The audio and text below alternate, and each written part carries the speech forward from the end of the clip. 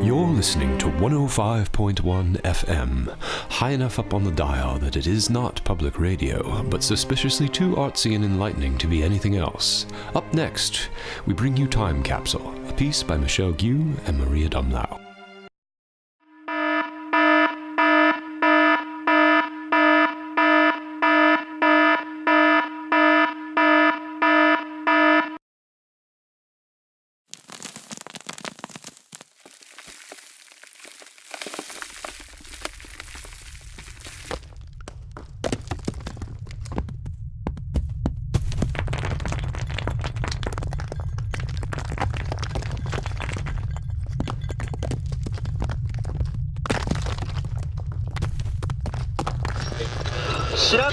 At first it was windy, but then it One just minute went it was completely sunny and calm, bright. The next minute it looked like night.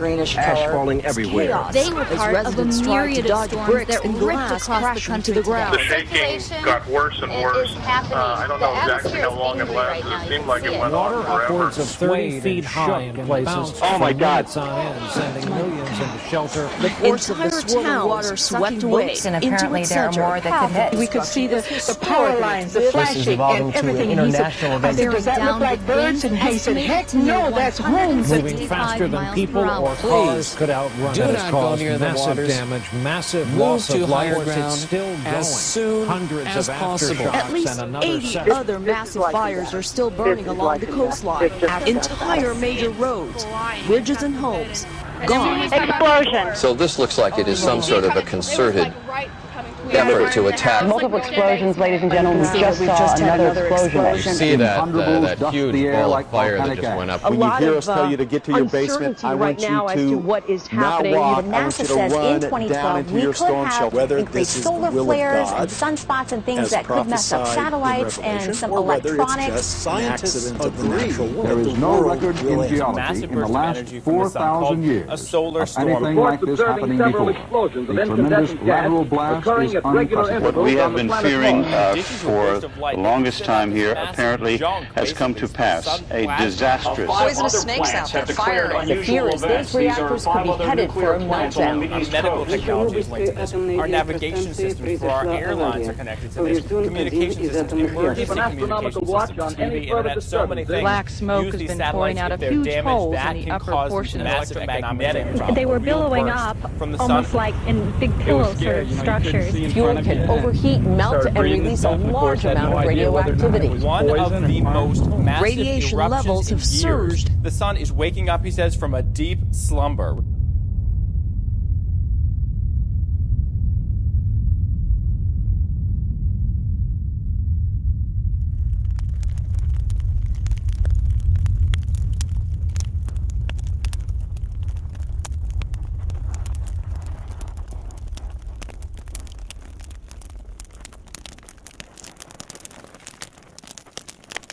No water at the faucets.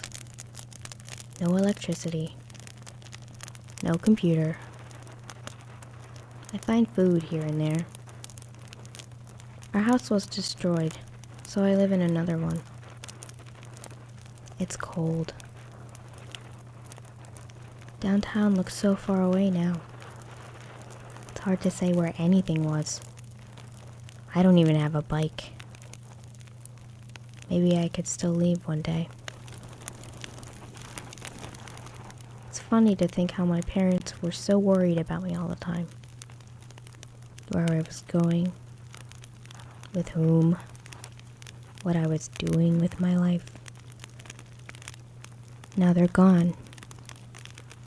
Nobody tells me what I'm supposed to do. I don't have to do anything.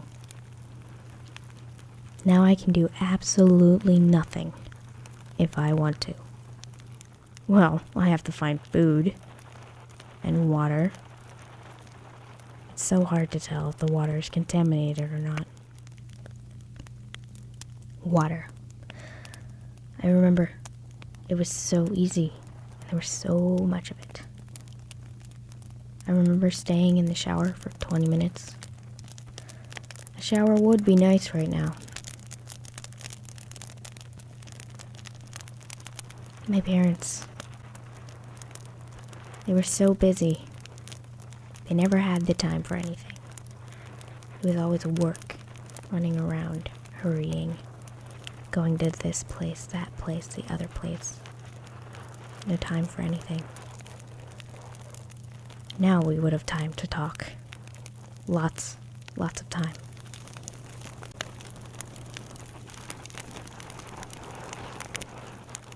My friends and I would always hang out down here after school, with the smell of the fumes from the traffic and the glare from the billboard. Jake was living so close, he would come with his dogs. We used to make them run around. It seems like a weird place to hang out with the noise and all, but it's not like we could go to downtown Richmond. One day, we decided to hide this box at the base of one of the pillars.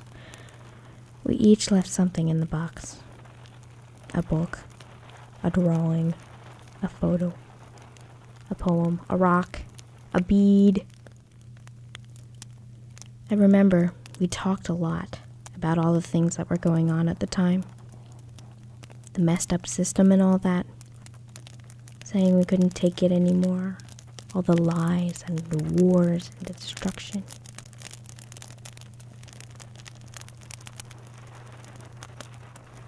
And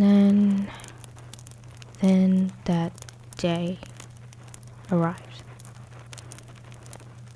I guess we got a response. None of that exists anymore. None of everything, really. I don't know how I'm alive. Or why. I don't remember much of what happened either. But all I know is there's nothing left here. The box. I came back to look for the box. It's still here. There are a few people around here. I found Lisa a month ago. At least I have her. We walk around. We found some books. We draw. We remember things. I remember things. I remember taking cold sips of lemonade after working in the yard, driving to the beach with the windows rolled down and the radio turned up, blaring so loud, catching up with my brother while we shoot hoops. Jake's crooked smile. Once, my great-grandmother told me that when World War II began, you could see the real nature of people. Those who were greedy, they immediately got into the black market to make some money out of people's misery. And then there were those who always helped the best they could, and those who disappeared in an every man for himself kind of way.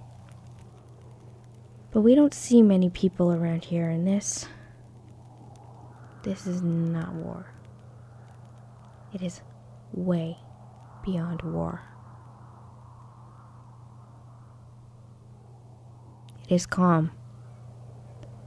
It's amazing how all the noise is gone.